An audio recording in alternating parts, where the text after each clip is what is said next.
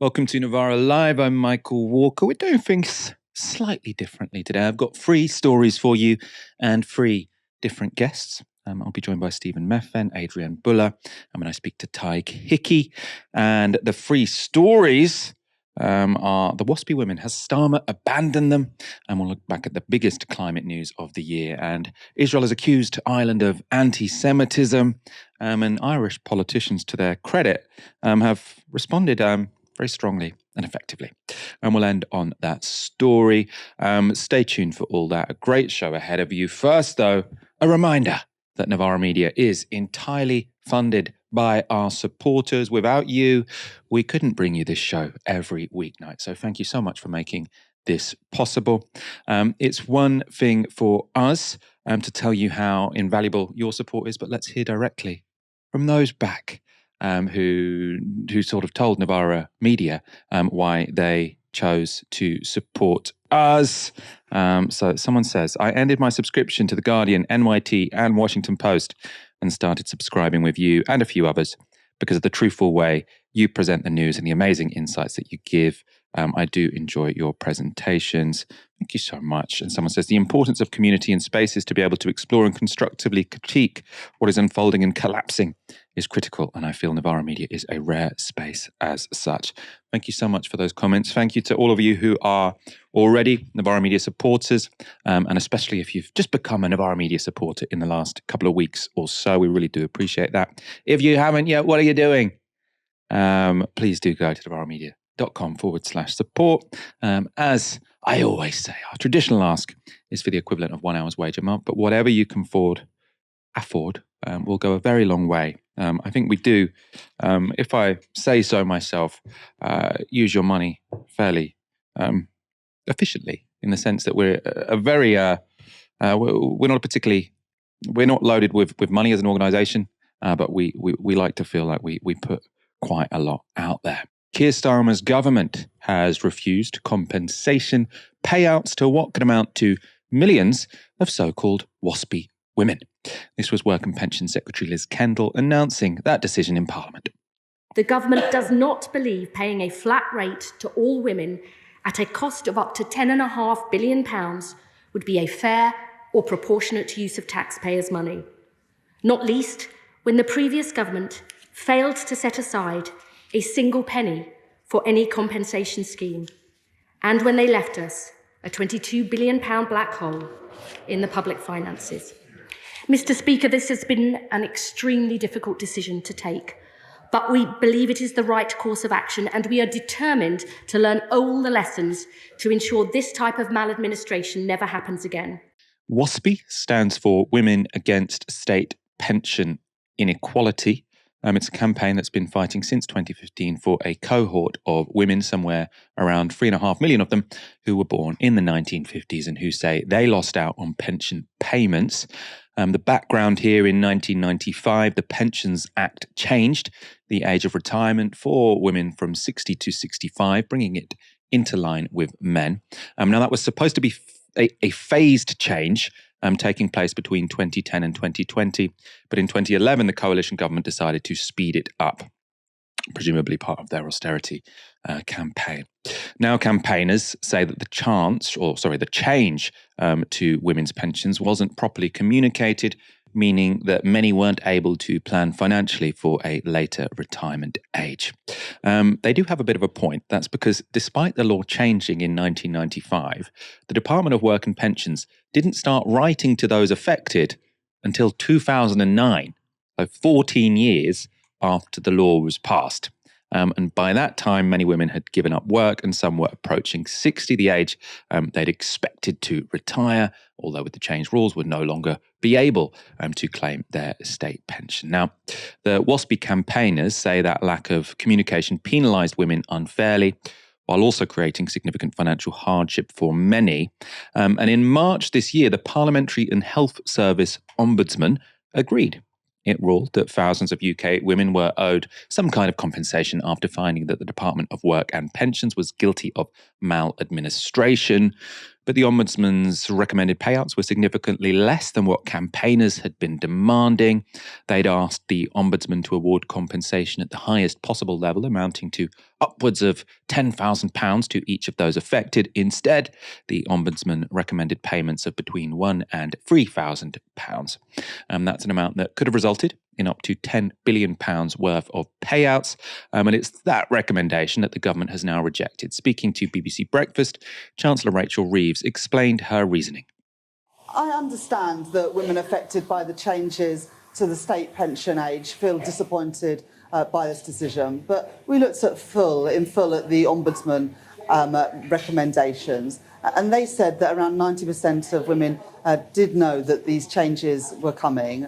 And as Chancellor, I have to account for every penny of taxpayers' money spent. And given that the vast majority of people did know about these changes, I didn't judge that it would be the best use of taxpayers' money to pay an expensive compensation bill for something that most people knew was happening. We should point out the Waspi campaign challenges that 90% claim, citing a separate DWP study that showed that 70% of women affected were unaware of the impact of the changes. But Reeves has, of course, made it her mission to keep the economic costs of government decisions low. But as has often been the case this year, the question remains, has Labour calculated the potential political costs of this decision? It's, of course, now the second time in less than 6 months that the government appears to be taking money off pensioners, a fact that Tory leader Kemi Badenoch tried to spin into political capital in Prime Minister's questions. Mr. Speaker, for years, the Prime Minister and his cabinet played politics with the Waspi women. The Deputy Prime Minister said Conservatives were stealing their pensions. She promised to compensate them in full. Another broken promise. Now they admit we were right all along. But let's ask about another group of pensioners whose trust... Let's ask about another group of pensioners whose trust was broken. Since the Chancellor cut winter fuel payments, how many extra people have applied for pension credit? Mr. Speaker, the number one job of this government was to put the finances back in order after the last government lost control. They left a £22 billion black hole, and we had to take tough choices. We made sure the most vulnerable pensioners do get the winter fuel payment, and we have been encouraging and driving up eligibility for pension credit. Now, as Badenoch admitted there, the Tories were no friends themselves of the Waspi women, but she's right about what looks like electioneering dishonesty, potentially, from Labour frontbenchers. This was Richard Madeley on Good Morning Britain. But if you look at these pictures, these are Labour frontbenchers now. Deputy Prime Minister. In opposition, and they were campaigning with the Waspi women, who they say today, the Waspi women, that they have every right, under the rules of common sense and fair play, to have absolutely assumed that they were going to have the support of the Labour government. Yeah. You're right. That's why I said it's a betrayal. Look at those images. But Kevin, yes, exactly. Chancellor, the Prime Minister, Chancellor and Liz Kendall. Now, it's worth pointing out those pictures of Liz Kendall and Angela Rayner were from 2019. The one of Reeves was from 2020. So you could argue that was a time before Starmer's Labour had completely ditched Corbyn's manifesto pledge to fully compensate the women affected. They weren't exactly shy of the fact that they were ditching a lot of policies from 2019. However, the picture of Keir Starmer is from 2022, so quite a lot later. And that same year, he said this about the Waspi campaign: all your working life, you've got in mind the date on which you can retire and get your pension. And just as you get towards it, the goalposts are moved and you don't get it. And it's a real injustice. We need to do something about it. That wasn't the basis on which you paid in, or the basis on which you were working. So this is, this is very much counter to what the Labour Party are doing now they're in government, right? He's saying this was an injustice, something needs to be done to correct it. And now Rachel Reeves, you just heard there, said, well, to be honest, most people knew anyway. So this is not a priority. We're not going to spend money on this. Starmer, because of this, I suppose, may be facing more than angry pensioners. Many of his own backbenchers have reportedly been angered by the decision. And you can see how uncomfortable this, on top of the winter fuel allowance cut, might be making them. And really leaning into her role as Mother of the House, Labour MP Diane Abbott voiced some of that anger. The Waspi women fought one of the most sustained and passionate campaigns for justice that I can remember, year in, year out. We did promise them that we would give them justice. I understand the issue about the cost, but does the Prime Minister really understand how let down Waspi women feel today? I do understand the concern, of course I do. I set out the history, Mr. Speaker, but the research is clear that 90% of those impacted did know about the change. And in those circumstances, the taxpayer simply can't afford the burden of tens of billions of pounds of compensation. But I do understand the concerns. I suppose that's what he's saying has changed since 2022. Back then we had loads of money and they deserved justice, and now we've got no money, so they can, presumably they knew anyway. Starmer may have received some blowback in the House of Commons, but it was nothing compared to the grilling former MP Jonathan Ashworth got on Sky. The government hasn't got £10 billion to spend on... Why did you say you had? Well, they didn't in the Labour manifesto. Do you want me to quote what people like your Prime Minister and your Deputy Prime Minister and your Chancellor, when they were all shadow, were saying? I think, look, I know there's pictures of them standing with placards. I've seen them on Twitter as well. I don't think there's any pictures of me, by the way, on Twitter, but I'm not checked. But it's £10 billion. And we know that what we inherited from the Conservatives was a burning skip when it came to the public finances. And the government has got to be prudent with its spending decisions. Look, let me give you an example. We've just had the inflation figures today. It's ticked up ever so slightly. You can't just throw £10 billion worth of borrowing into the economy. You've got to, because you'll get inflation back into the system. And what does that mean? It puts prices up and it erodes people's savings. So you've got to be really disciplined with public finances. Yeah, what it means is that people won't trust a thing you guys say. Well, look, I mean, what Keir Starmer said a few weeks ago, he said, look, all right, I'm setting out a plan to fix the NHS, to put more police on our streets, to improve schools. I know I've said it, but those are the big driving commitments of this government. It's milestones, as it characterises them. And the British people will be able to hold this government to account on whether it's delivered them at the next general election in 4 years' time. Was the way that Waspi women were being treated was a real injustice. Well, but I tell you what else is an injustice. £10 billion worth of borrowing, which isn't paid for. We saw Liz Truss did that experiment. When we saw how that movie ended, it meant people's mortgages going through the roof. We're not going to make those mistakes. Such an inspirational speaker. I can't believe his constituents, or former constituents, were silly enough to kick him out of office earlier this year. Yeah, he's still on all of those TV studio couches, isn't he, or a chair, or whatever they're sitting on in Sky. Stephen Methven, thank you for joining me on this story. You did the research for this one. I said, you're the one who's going to be able to get to the bottom of this Waspi issue. And I suppose I have to say, I can see the point. I can see how, it seems ridiculous that the letter wasn't sent to them for such a long time. And I can see how if you expected to retire at 60 and then you end up, not getting your state pension until 65, that could be more than annoying, actually, like being incredibly disruptive to your life. I do also, I suppose, it's a bit frustrating, I find, that every time sort of you get a big political row in this country, it seems to be because pensioners have been impacted in some way. And, I've got nothing against pensioners, but if you look at sort of the country, what are our biggest challenges right now? It's not necessarily pensioners there are some pensioners in poverty, don't get me wrong, but it seems like politics is organised around pensioners quite a lot, to a way that doesn't necessarily strike me as particularly functional. Tell me if you think I'm being unfair and bitter and short-sighted.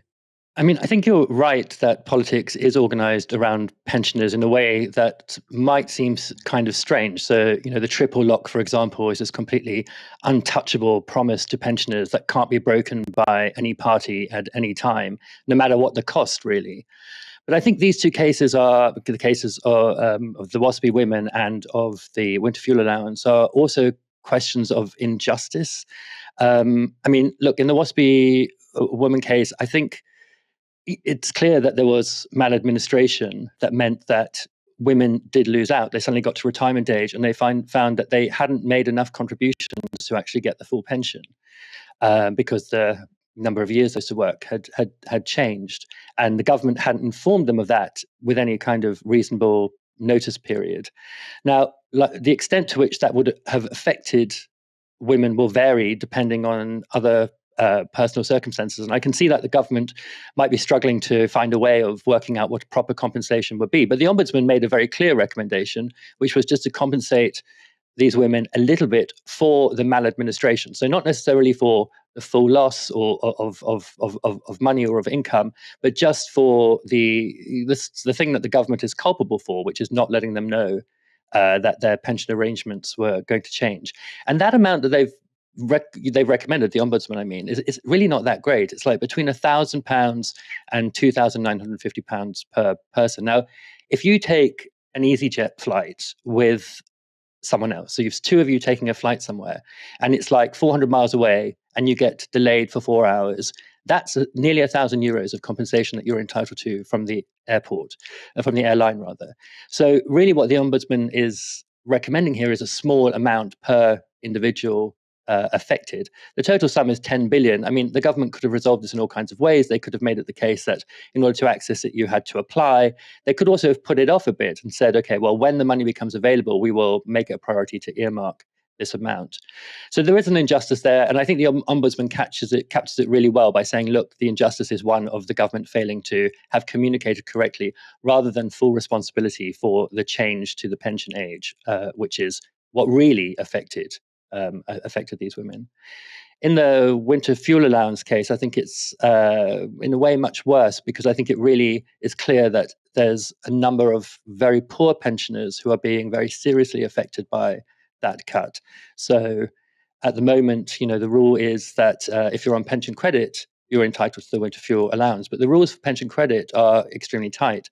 So I'm going to give another, I recently gave an example of one family member and benefits. I'm going to give another example of a family member and pensions, which is my father. My father is a retired joiner living in rural Scotland. He gets a very small state pension because he was a freelancer who, didn't always, I think there were like 2 types of stamps he had to pay for, and he wasn't aware of one type of stamp. He doesn't own a house, so he, until very recently, rented. He's now in council accommodation. But he has a small amount of savings. So he has very small income, and he has a small amount of savings on which he has to live. And he doesn't qualify for pension credit as a result, even though that winter fuel allowance was very, very important to him. And if he owned a house, instead of having those savings, and the savings he has are much less than what a house would be worth, he would qualify. So there is this range of pensioners there who I think aren't being properly considered, who are above the pension credit threshold, either because of savings or because of slightly inflated pension, through a private pension or something, who are losing quite a lot of money. The Waspi women have lost money, but they haven't lost the money because of a kind of cruel decision by the government. They've lost the money because the government changed, equalized retirement ages for men and women, and then failed to communicate it properly. One thing I will say about the Waspi case, though, is this claim that Keir Starmer has made that, and Rachel Reeves, as you heard there as well, that 90% of women knew it was coming. That's not what the Ombudsman report says. The Ombudsman report says that 90% of women were aware that a change was happening. Now, that's not the same at all as knowing that it's going to affect you. And in fact, you would expect to be told it's going to affect you by the relevant department, the Department of Work and Pensions. And of course, that's not what happened. So in fact, that Ombudsman report says that something like 60% of women did not know that they were going to be affected by the change. And that's because the change was advertised in like newspapers and magazines and pamphlets, and no one was directly written to. On the larger politics here, I think this is a real problem for Keir Starmer because, as you say, whether we like it or not, politics is centered around pensioners. And in less than 6 months, Starmer has made what looks like policy decisions that affect pensioners negatively. That's an open goal for the Tories, as you saw Kemi Badenoch in Prime Minister's questions already trying to make that goal. And it also says something about U-turns and not being reliable and not being trustworthy, as Kay Burley brought up with Jonathan Ashworth. And I think that's going to stick. And at the moment, well, I think it's going to create a lot of disquiet among backbenchers because, of course, they're the ones who will also be tarred with the brush of being untrustworthy, unreliable, and so forth. And it's interesting that right now, opposition parties, the Lib Dems, the Tories, are trying to push for a vote in Parliament on compensation for the Waspy women. And Labour will be resisting that enormously, not because they can't win it, they will win it, but rather because it will be another opportunity for Labour backbenchers to turn on the government, to rebel, or to abstain, as many did on the winter fuel allowance. And I think that's something that they don't want, because that then perpetuates the headlines of Starmer's unstable government. In terms of the Ombudsman sort of recommendations, is it your understanding that this money would have gone to every single person whose retirement age had been raised, or those who could demonstrate that they'd been impacted in some way because they retired early or whatever? Do you have an understanding of that? Because I suppose that would have been a way that if it was a universal thing, then they could have cut it down a bit by saying you have to apply and tell us that you plausibly have been impacted negatively by the change in the pension age and our bizarre failure to communicate it to you for 14 years. Yeah, so the Ombudsman doesn't say how it should be done. The Ombudsman says, look, this is the range of compensation that we would recommend, and it says the government could do that in many different ways. It could do it as a flat payment, it could do it by investigating individual cases. And actually, in the speech in Parliament that we played, Liz Kendall did consider those options and turned them all down. So she said, look, if people self-declare that they were affected, we can't check it unless it's at great expense. We can't afford to do the investigations that would determine who was entitled to this, and we can't afford to do a blanket payment. So she does consider all the options, and she just discounts them all. 2024 has been a big year in terms of the climate. In the negative column, we can put the temperature. 2024 is set to be the hottest year on record. And for the first time ever, it was 1.5 degrees higher across the world than pre-industrial levels for 12 months in a row. Scary. We might also include the re-election of Donald Trump, or the second election of Donald Trump. In the positive column, though, I will be including these in this section. We can put the continued and accelerating expansion of renewable energy, in part driven by China. A lot to talk through, and to talk me through these key developments, I'm delighted to be joined by Adrienne Buller, author of The Value of a Whale on the Illusions of Green Capitalism, and host and editor of the excellent Breakdown new website and interview show. Launched earlier this year. Adrienne, you've launched a new climate publication. Has it been busy in terms of climate stories to talk about? I mean, climate's always busy in a way. I mean, there's something happening like every day, every week. But at the same time, it's been a strangely quiet year in terms of, at least to me, how much it feels like people are actually paying attention to climate as an issue. So it's been kind of like a strange sort of dichotomy there. It's been weird to experience. And we're going to talk about a lot of that. So I've sort of broken up this section to try and make it more manageable into themes.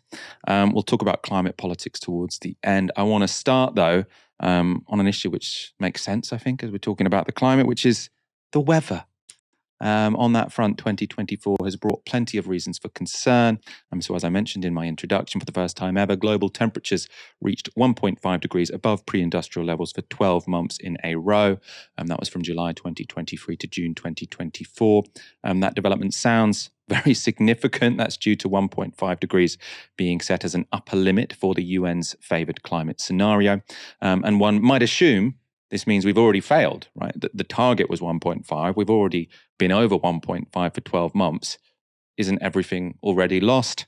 Well, that's not quite true. That's because the 1.5 target will be measured as an average over the course of decades. And the extreme spike in temperatures in 2023 and 2024 was due to the interaction of climate change with the naturally occurring El Nino phenomenon, which happens every few years, where the world gets hot and then it gets cooler again afterwards. Of course, this is no cause for complacency, as a co-author of the latest IPCC report told The Guardian. This is not good news at all. He was talking about the 12 months at 1.5 degrees. We know that extreme events increase with every increment of global warming, and at 1.5 degrees, we witnessed some of the hottest extremes this year. Those extremes included record-breaking temperatures in the Sahel. In April this year, Mali experienced the highest ever recorded temperature in Africa at 48.5 degrees. The heat wave was the result of El Nino and climate change and left over 100 dead. Of course, poverty means countries like Mali are especially vulnerable to extreme weather. But 2024 also saw the richest parts of the world hit by extreme weather. They included the mega-rich city of Dubai, which was brought to a standstill when 2 years' worth of rain fell in 24 hours. 5 people were killed in the UAE and 20 in neighbouring Oman. That was in April. But it was scenes of Dubai airport looking like an ocean that made global news. In September, the United States also saw massive floods after Hurricane Helene. The hurricane caused an estimated $120 billion worth of damage and left 234 people dead, making it the most damaging storm to hit the US since Katrina in 2005. In October, Spain's province of Valencia saw a year's worth of rain fall in a single day.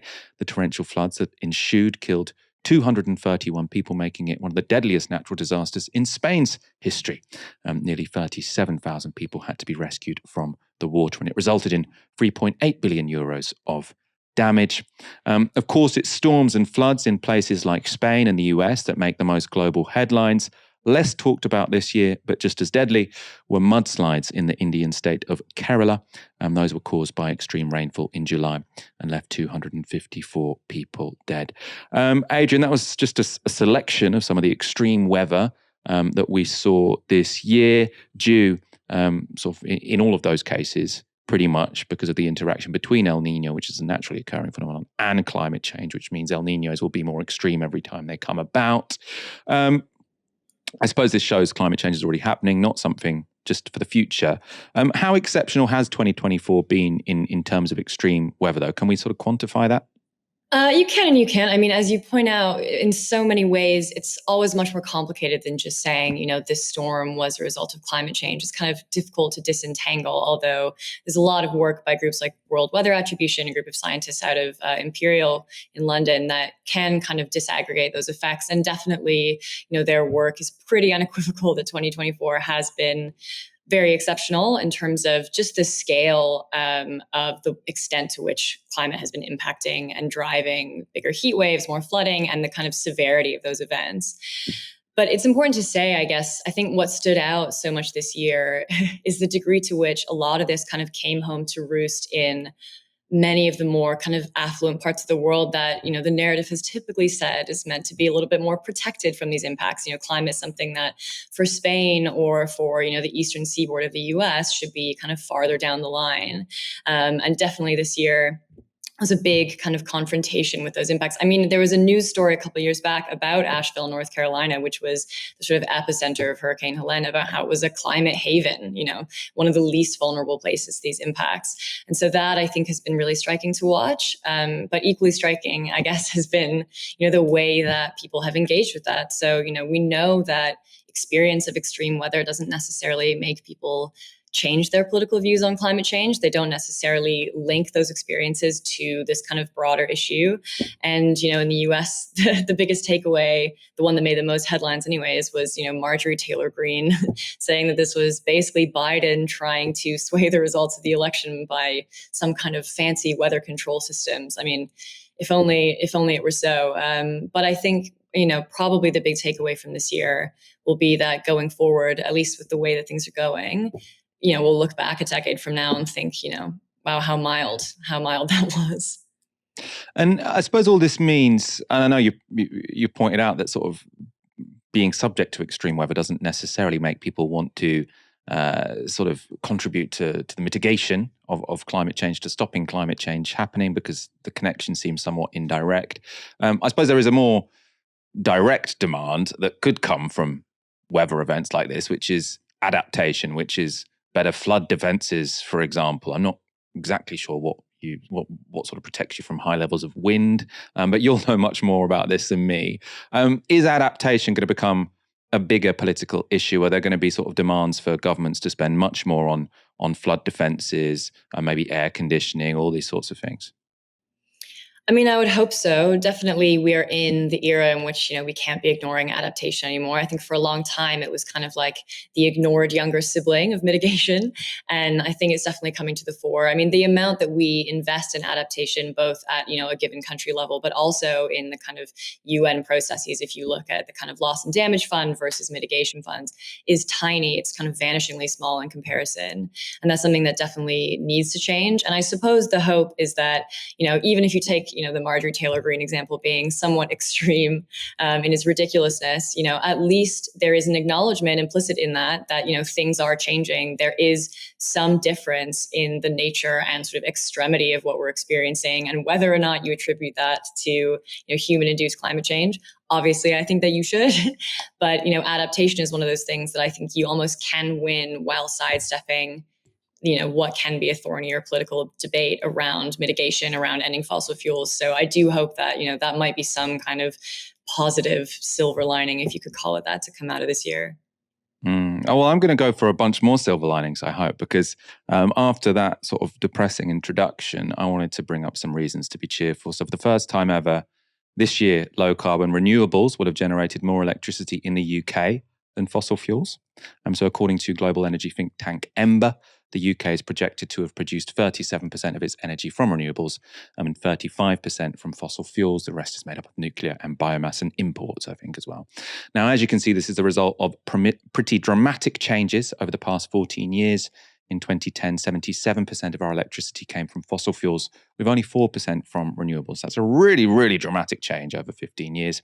Of course, we're just one small country, right? This isn't going to solve climate change, but the drive towards renewables is global. So in June, The Economist magazine hailed the dawn of the solar age.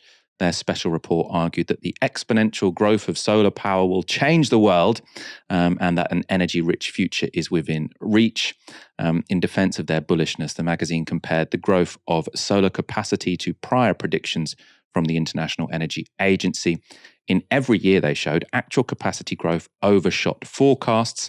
And this was not just by a small amount. They conclude that on average, actual installations have been 3 times higher than the International Energy Agency's 5-year forecast. That's good news, right?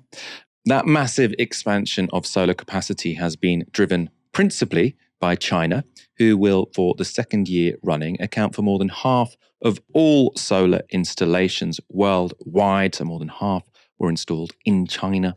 And 2024 is also the year the world woke up to China's massive leap in terms of electric cars. In August this year, for the first time, it was reported that more than half of new cars sold in China were now electric or hybrid. Comparable figures in the United States are only 18%. And by producing relatively cheap and high-quality EVs, China has come to completely dominate the export market. So in October this year, 76% of all EVs sold globally were produced by Chinese manufacturers. And we can turn now to one more country who this year has been pulling their weight on climate. So deforestation in the Amazon has halved in the 2 years since President Lula came to power. The figure had doubled under Jair Bolsonaro, though even under Bolsonaro, it still remained far below the peaks reached in the 90s and noughties. Adrienne, so I started with sort of extreme weather, how climate change is already hitting us and causing a lot of damage. I do think we also have to tell the story of how we have come a long way and continue to be progressing significantly when it comes to the rollout of green technologies. Do you think there is a fair amount of positive climate news that we can take from 2024? I mean, climate is always very complicated. I think, on the one hand, absolute progress at the kind of global level is still way off track. We are really stalling. I mean, renewables having a record-busting year, as you said there, but also, who else had an amazing year this year was coal, which reached its, highest ever use. And what we're seeing, I think the big takeaway is that while, the train has left the station when it comes to renewable energy, and I think that is really positive, the scale of build out and the scale of investment in the industry will make it kind of hard to undo, even when you have figures like a Trump coming into office who are potentially hostile to that industry. But at the same time, particularly in response to the energy price crisis that peaked around 2022. Fossil fuels have had an amazing run the past couple of years and show no signs of slowing down. And so what we're really seeing is more of an energy addition rather than an energy transition so far. So renewables are having an amazing time, but so are fossil fuels. And we just kind of keep adding as, aggregate energy demand continues to rise, driven by a whole range of factors. So I think that while the renewable story is definitely a positive one and something to celebrate, we definitely need to bear in mind, the fact that in the overall picture of the global energy system, their kind of share is still staying relatively stagnant. But that said, one of, I think, the kind of more subtle positive takeaways from the renewable energy and the kind of EV story that you've shared there is the extent to which, if you are a fan like I am of, public investment, public ownership, of recognizing the value of the state, as fraught as it is, to achieve a lot of these ends, both of those success stories are hugely the result of very strategic state policies, very much so in China, both on the EV and the renewables case, but also throughout the rest of the world. The work of Brett Christophers is really valuable in this respect, just highlighting the extent to which this is not the triumph of some kind of free market economics as it's so often positioned as, but actually, very directly the outcome of quite purposeful state subsidy, state investment, often public ownership. And so I think that is kind of a subtle additional silver lining to kind of be teased out there. And I think on the deforestation side, definitely, the Amazon story is very positive. I think the key question going forward will be, how do you make that durable? How do you make that resistant to, a potential successor who may much more closely resemble Bolsonaro than Lula, particularly, with the decline currently of Lula's health. And a lot of that in Brazil comes down to land tenure. A lot of deforestation happens on land that is either contested, sort of grabbed from indigenous communities, or in fact, the overwhelming majority of deforestation is on sort of privately held lands. So questions about kind of highly concentrated, highly privatized land ownership in Brazil, I think will be really interesting to watch in terms of kind of making the halting of deforestation much more durable going forward.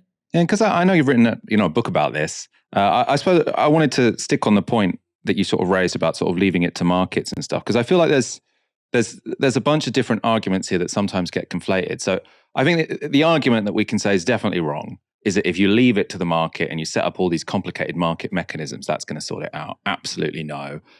What's really mattered is state investment from countries such as China. But then once you reject that, I feel like there's two different positions separate from that. One of which is to say the problem of climate change is technological in the sense that we just need to make stuff really, really cheap so people can continue living their lives kind of similarly to how they were. So we have green alternatives really, really cheap so people can continue to live sort of basically how they were, but using different technologies which affect the climate less. And then there's another group of people you could maybe associate with the degrowthers who say that's nonsense. What we have to do is radically change consumption patterns and therefore radically change politics. And I suppose, where do you stand on that? So if you've got these three positions, so one is we can leave it to markets. One is we have to have radical transformation of markets and how we consume stuff and how we even conceive of consumption. And then a middle one, which is we can kind of make climate action consistent with politics and economics, similar to how we currently function, but as long as we put loads and loads of targeted state investment in making green technologies cheaper. I suppose, do you recognize that distinction? Where do you stand on it? Where does 2024 leave us in terms of that schema? The social democrat in you really coming out to bat hard there, Michael. I can feel your enthusiasm for the third argument. I think that I have a lot of sympathy for various reasons with actually the more radical argument there. I mean, obviously, from what I've said already, leaving it to markets is not something I think is viable. And I think that's really borne out by the evidence. If you pull up the hood on any of the successes that you see in climate tech rollout, the state's kind of always knocking on the door. I think, there is definitely progress that you can make and which we are seeing with kind of tweaks to the existing system. So the Inflation Reduction Act, which I'm sure, maybe we'll talk about, is an example of that, where you can sort of leverage the capacities of the state to some degree to try and sort of prod the private sector along. And there's a degree to which you can make sort of big gains on that front. And, the Labour Party, depending on what Great British Energy becomes, might try and sort of replicate some of that. But there are huge limits to that, I think, politically. One, because it sort of leaves in place a system that is broadly economically failing, a majority of people, even in the world, sort of affluent countries. So domestically, you run up very quickly against political walls, which say, none of this is sort of materially improving my lives. My purchasing power is still continuing to decline. I'm not seeing the benefits of these technologies. The Inflation Reduction Act is broadly massive tax breaks for large corporations. Now, some good things might come out of that, but that is not, materially improving the lives of the vast majority of people, at least on the short term in the United States. And then, if you zoom out to the global level, just kind of replicating the level of production, consumption, and the distributions of it that we have now is not really viable, particularly from a kind of material, physical throughput perspective. And you look at something like electric vehicles, lithium, but also, all the other kind of elements that go into batteries and into that production, these are finite. They are often very harmful to local ecologies, but also to sort of human rights, depending on how extraction is done. And I think it sort of sidesteps a much bigger question about, should we just accept as a given the way that we organize our economies as rational? A lot of it, I think, is deeply irrational. Sitting and commuting in a car kind of sucks. And, the fact that we organize our cities, our workplaces, everything around private vehicle ownership is something I think that we should reconsider. Obviously, most people, don't have a choice in the matter. Public transit currently is not available to anyone outside of, metropolitan cities. But rethinking much more fundamentally a lot of how we organize our societies and economies is, I think, not just a nice to have because it sounds good, but very materially a need to have when it comes to not only climate, but also sort of material ecological questions. Personally, I'm going to argue it wasn't a great year for the climate left. In particular, I think some of the electoral limits of the idea of a Green New Deal were put on display. The Green New Deal, I think, made a lot of sense in theory. You promise massive investment, that helps the climate, but it also creates jobs, and that gets you re-elected, right? In large part, this kind of idea was adopted by Joe Biden. Here he is talking about the Inflation Reduction Act in 2023. I've long said, when I think climate, not a joke, I think jobs. I think jobs. For real. By the way, none of this would have happened had the unions not stepped up and supported us. The idea, why wouldn't it? Now, obviously, there are many, many, many reasons why the Democrats lost, and they certainly didn't lose because of their climate policies. But it is, I think, disappointing that billions of dollars in investment seem to have no impact whatsoever on stopping the bleed to Trump. So this is from the agglomeration Substack. You can see the chart below what I'm going to read out. So Democrats may have hoped that high-profile federal investments in local communities over the past few years would sway voters in their direction. There is no evidence that this spending had an impact on the election results. At the county level, we found no relationship between voting shifts to Trump at the county level and spending per capita on projects from the Bipartisan Infrastructure Law, CHIPS Act and Science Act, or Inflation Reduction Act. The Inflation Reduction Act was the big sort of climate policy. That billions of dollars spent on green energy has done little in terms of electoral gains, is also made all the more depressing by the guy who beat the Democrats. So tonight, I make this pledge to the great people of America. I will end the devastating inflation crisis immediately, bring down interest rates, and lower the cost of energy. We will drill, baby, drill.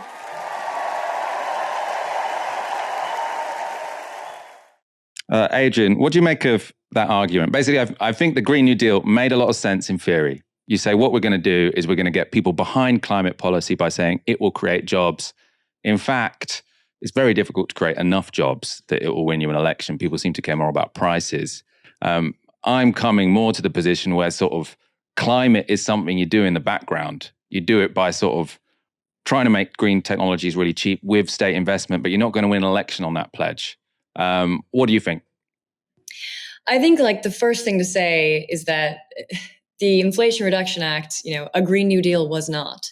I think that in its initial kind of instantiations, long before it was kind of chiseled down savagely over several months, not least by Joe Manchin, the senator from West Virginia, initially it was something much more than what it became, which was, very economically elegant, kind of cleverly policy wonk designed tax breaks broadly for corporations, with some kind of other interesting elements like allowing sort of nonprofits and municipalities to access those benefits. Some good things in there. But, initially it had massive provisions for things like childcare. And I think all of these elements of what a traditional kind of Green New Deal originally envisioned, and something that would be much more strongly resemblant of the New Deal itself, right? So thinking about social programs that aren't just, can we create a few 100,000 jobs in this massive economy over the span of a few years? And that's the other thing to say, I think, is, the Inflation Reduction Act was passed in 2022.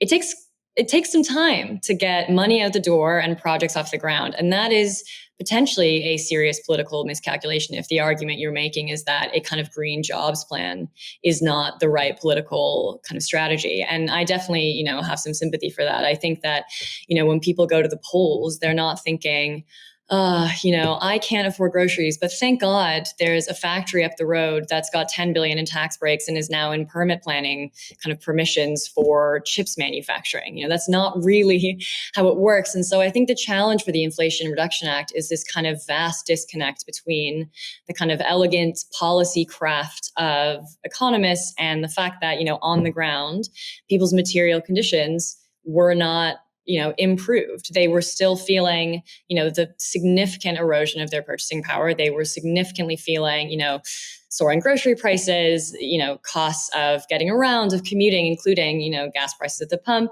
And, all of these factors, I think, coalesce into a much more complex story than just, we created some kind of abstract number of jobs.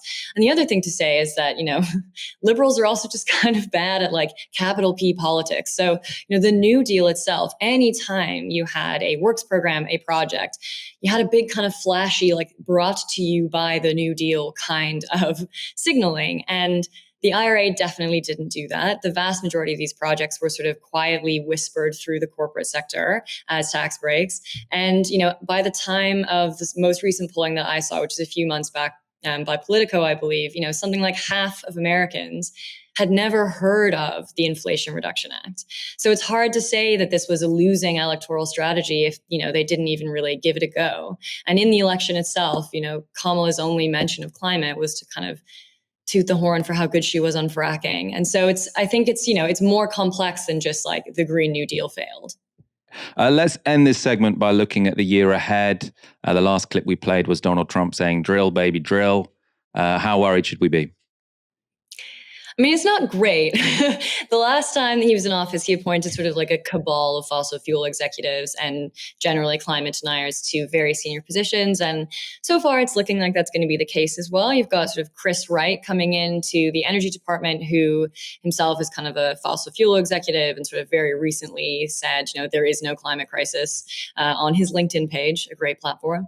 And so I think we're likely to see a repeat of that. I think as well, there are definitely worrying signs if we take the kind of Project 2025 agenda seriously. So things like privatizing the National Oceanic and Atmospheric Administration, which is a very bulky phrase for basically the weather service. And that matters both in terms of their being the provider and the kind of host of broadly the wealth of the US and much of the world's kind of data on climate, which helps us understand, how the climate has been changing, which also helps us to kind of look forward at how it might continue to change.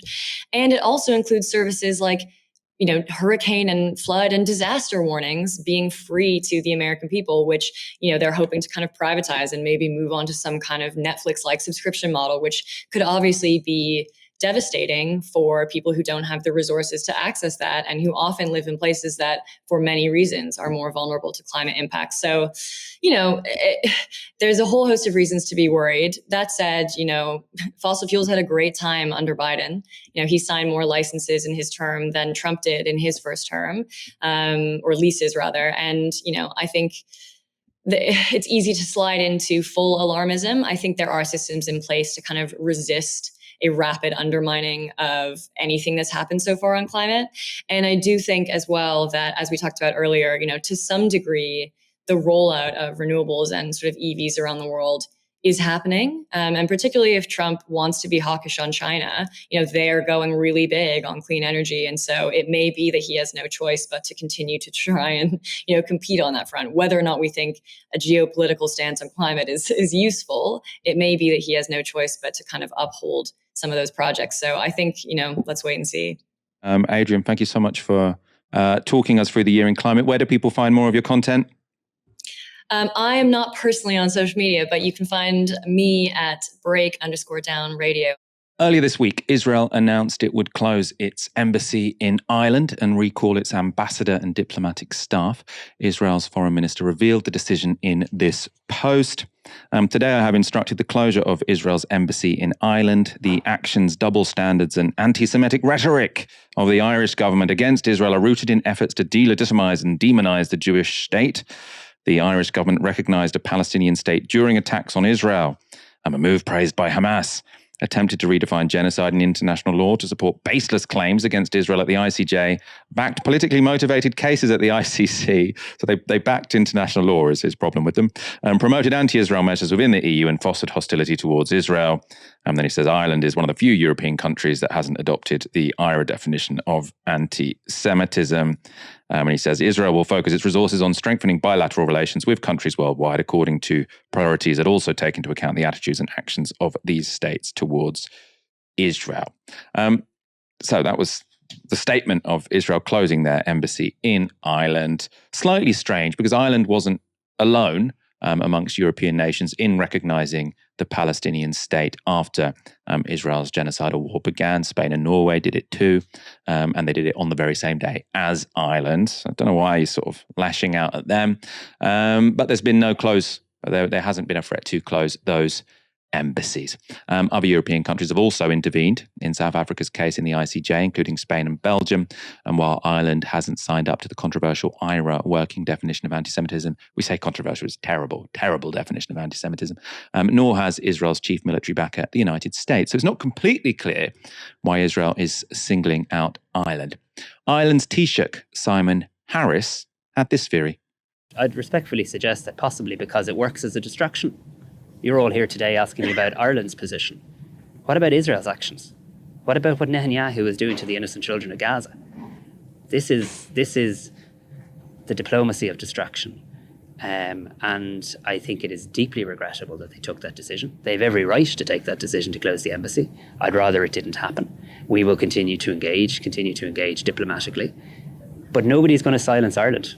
I believe in freedom of speech and people are entitled to articulate their views, but they're not entitled to have an alternative set of facts. What's happening in the Middle East, what's happening in Gaza is extraordinarily serious. I mean, Ireland's position has been clear on this from day one. We want to see the release of all hostages, absolutely. We condemned the horrific terrorist attack by Hamas on Israel, 100%, absolutely, a horrific terrorist attack.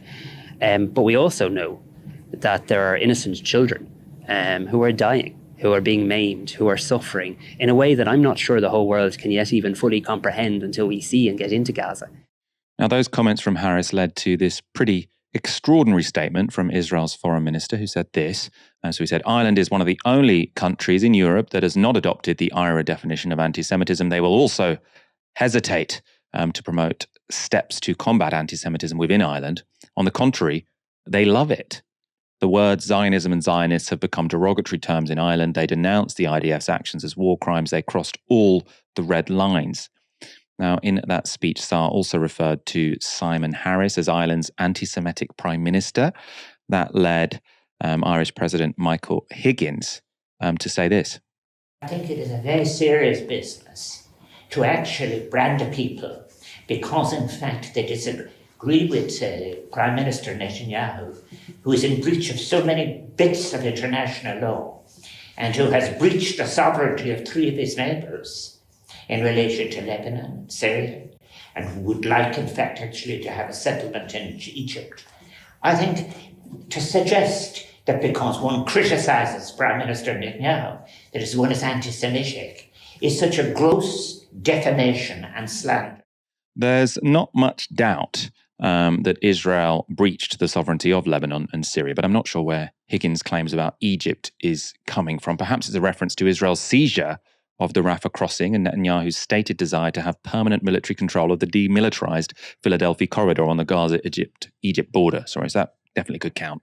At any rate, Israel's foreign minister was happy to put it all down to racism again, saying this: "Once an anti-Semitic liar, always an anti-Semitic liar. Ireland's president reached a new low, spewing lies that Israel has breached the sovereignty of three of his neighbors in relation to Lebanon, Syria, and would like, in fact, to have a settlement in Egypt."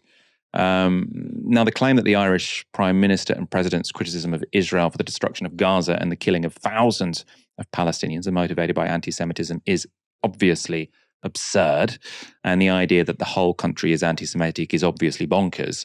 Yet some of Israel's volunteer spokespeople are trying to defend it. Online, TV historian Simon Sebag Montefiore linked to an article he'd written for The Spectator in 1997, saying it provided some of the answer to why Ireland is, quote, so weirdly, unreasonably anti-Semitic and anti-Israel. A version of that article has now been republished by the Free Press, called The Deep Roots of Irish Anti-Semitism. It claims that Ireland's hostility to Israel and the Jewish people is nothing new. Of course, that sounds like we're going to get a bold and revelatory history of deep anti-Semitism in Ireland, except we don't.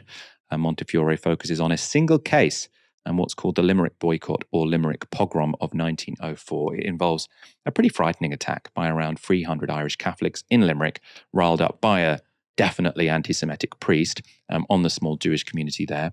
It also involved an economic boycott of some in Limerick of Jewish businesses that lasted over 2 years. According to a report at the time by the Royal Irish Constabulary, 5 Jewish families left the area because of the actions, though 26 remained. Montefiore's story is an interesting one. It doesn't make the case he wants it to. So he's saying the deep history of anti-Semitism in this country, this very small incident which occurred more than 100 years ago. Don't just trust us on that. That's also the assessment of another writer who's been trying to make the case for Irish anti-Semitism. All right, so even these guys are fighting amongst themselves. Oliver Sears says, the pogrom in Limerick in 1904, instigated by Redemptorist priest John Cray, is an anomaly, terrifying for the 5 families forced to flee, including Simon Sebag Montefiore's great-grandfather. The violence was nonetheless minor compared to that in Eastern Europe, where pogroms were defined by their murderous brutality. Earlier today, to discuss this story, I spoke to friend of the show, Tadhg Hickey, and I began by asking him what he makes of the Irish government's stance. I wouldn't be a massive fan of our leader's party, Fine Gael. I think they're kind of responsible for all that's wrong in Ireland, to be quite frank. But on this one issue, I think he's been great. Simon Harris has been really clear. He used the term despicable for what the Netanyahu government is doing. And I think he showed a little bit of teeth, which was the right thing to do under the circumstances that are happening right now. I think the backlash is mostly the Zionist bots and the army of bots online. I think myself, I oscillate between believing that there are people who actually consider Ireland to be anti-Semitic because we're tough on the genocidal policies of the Netanyahu government, that they actually believe that because they've swallowed so much propaganda. And then I think there's also people who are just literally being cynical about it and using it as a ploy. And of course, that's true across the board. But I just wondered for a long time, is this something that people would actually consider to be possible, that the reason that Ireland, along with the UN, along with, human rights groups across the board, including human rights groups in Israel, are all simply anti-Semitic, as opposed that we're all outraged, appalled at the behavior of this government, which is doing literally whatever it wants, killing men, women, and children, and daily. So I think it's a form of distraction more than anything else. And I'm actually kind of proud of my government for pretty much the first time in my life that has stood up to the bully boy tactics of the Israeli state. I always believed in the Irish people, and I knew we knew right from wrong, and I knew we do the right thing on this. But actually, the government have been reasonably strong here, and on an international scale, I think it's done us well to stand up to a bully. So you've had bully boy tactics from the Israeli state, and as you say, sort of Irish politicians have pushed back effectively against that. You've also had some pretty broad, sweeping statements from some prominent British historians, namely Simon Sebag Montefiore, TV historian over here. He's talked about sort of Ireland having deep anti-Semitic roots. This is sort of something that's been essential to your culture for over a century now. What do you make of those sort of claims being made? It's just ridiculous, like it is just a ridiculous claim. First of all, a big part of that historian's claims, and pretty much, I spent 3 days getting anti-Irish racism and abuse from Zionists, and pretty much their main, I suppose, reasoning for calling Ireland anti-Semitic is that we were pro-Hitler. We were supposedly a pro-Nazi country, and that has been debunked time and time again. In fact, that historian claims that our leader at the time, De Valera, signed a book of condolences for Hitler. No such book existed. Just even a cursory glance at a history book, you would know that that's not true. So this guy, he's lying, and this is what Zionists have to do. You have to lie. In fact, this is what imperialists have to do. You have to lie in order to manufacture consent for the crimes of what you're doing. And it's no different to that. I also think it's interesting that the Israelis are really tough on Ireland. And I think Ireland is kind of a little bit of an easy target. There was probably a moment in history where the Irish-American lobby were some way as strong as the Israel lobby. That moment has clearly passed. The Israel lobby, as you know, effectively runs US foreign policy and has done for a long time, particularly in the Middle East. And so it's interesting that they haven't gone after Spain, for instance, and Norway, who have been equally strong in opposition to this genocidal regime. I think it'd be more interesting for them to go after someone like Spain, a much bigger European country with much greater sway, but it's interesting that they don't. So I think it's a soft target. And most importantly, when you've got historians talking about pogroms in 1904, you've got people talking about Hitler and did De Valera or not sign this fictitious book of condolences, you're distracting from what's actually going on. And what's actually going on is genocidal mass murder on a scale we haven't seen in the modern era. And I think that for a long time has been the Israeli Hasbara policy, which is to distract, get you to look over here so that they continue doing their dirty business in the dark. And we, I think, more than any other European nation, particularly, we're aware of these type of colonial tactics. It's from the exact same colonial playbook that the British used. Obviously, people disagree whether the Israel lobby control American foreign policy or just influence it, but that's for another conversation, perhaps. We have spoken about this before, but in case this is the first time any viewers have sort of come across you on this issue, I suppose, could you talk a bit about why it's not surprising that Irish politicians and I suppose the Irish public are so behind the Palestinians and opposed to the Israeli genocidal assault on them? Because obviously, Simon Sebag Montefiore is saying, well, the reason the Irish care about this particularly is because they have a particular opposition or dislike or distaste or prejudice against Jews. There is actually a kind of simpler explanation as to why the Irish might be particularly interested in this particular topic. So could you talk about that? Absolutely. And just one quick thing on the perspective of Irish people being anti-Semitic as well and being pro-Nazi. Tens of thousands of Irish people lost their lives fighting the Nazis. And that was like over and above for a neutral country, because we were neutral because of basically the state of Ireland after the War of Independence with Britain. So there's all sorts of that historical context that needs to be taken into consideration as to why we were neutral. It was a completely wrecked country after breaking free of the empire. But it has nothing to do with anti-Jewishness. It has everything to do with anti-imperialism, I suppose. And the Irish people understand Palestine more than I would say any other European nation, because we get the idea of being dehumanized. We understand what happens when oppressive nations and oppressive people come in and demand that they take over your land, they murder you, all because they feel that they're ethnically or religiously superior to you. So it's the exact same playbook, the dehumanization. We used to have a thing in Ireland called Punch magazine, a British Punch magazine, which would depict Irish people as simian and prone to violence and subhuman. And you get the exact same use of those cartoons against Palestinian people, for instance, in the Washington Post, that famous Washington Post cartoon dehumanizing Palestinians. So we also get being labeled as terrorists for fighting, for using our right by international law to defend ourselves and resist occupation and colonialism. You get labeled terrorists. So we, I think, in our DNA and in our bones, we get the Palestinian cause.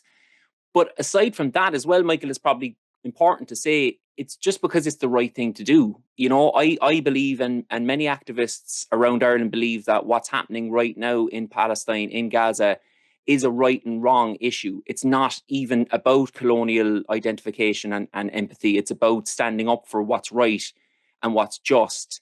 And I don't think any person who hasn't lost their mind through propaganda or who isn't a psychopath could argue that what Israel is doing now in response to the Hamas attacks is in any way reasonable, fair, or rational. They've broken every international law in the book. So we show solidarity because we understand, we show empathy, we understand what they're going through, but also because it's the right thing to do. In a way, this reminds you a bit of sort of the left in the Labour Party, sort of when Jeremy Corbyn was leader, sort of being, called anti-Semitic for particular positions on Israel and Palestine. That was, that caused politics to all become quite bizarre. And I suppose, is this having any impact on Irish politics or sort of Irish public debate, the fact that the whole country is being called in one way or another anti-Semitic, or is this water off a duck's back? I mean, how's it being received, let's say? It's not rattling us anyway, I have to say. We're not like soul searching in any way, shape or form. And I don't think that's arrogant. It's because I think, if you've spent the last year or more listening to Zionists and Israelis claim that, as I say, the UN is anti-Semitic, all these human rights organizations are anti-Semitic. Twitter is obviously, the gutter, but there have been a couple of amusing tweets of people kind of, reducing it to, I don't like seeing women and children maimed and murdered. And then the response underneath it going, oh, wow, okay, so you're anti-Semitic. And I know that's very reductive and it's ridiculous, but it does feel a little bit like that. There's a childishness to it, even, as well as being malevolent. I think the Israeli position is really childish. I don't know if you saw, but when they announced that they were removing the embassy position in Ireland, they said, oh, do you know what we're going to do now? We're going to go to Moldova because they've been way nicer to us. It's very childish, it's kind of going, we're taking our ball and we're going to play over in Moldova. It's just, so I think we're treating it as more ridiculous than a meaningful reflection on us that we really need to soul search about. Because again, we understand that this is part of the playbook. This is what you have to do. You obfuscate and you distract in order to carry out your war crimes. So to be fair to my country and my people, it's hard to pull the wool over our eyes, really. We've been around the block. That was Tadhg Hickey speaking to me earlier today. Thank you, everyone, for watching tonight. Come back tomorrow for another show from 6 p.m. For now, you've been watching Novara Media. Good night.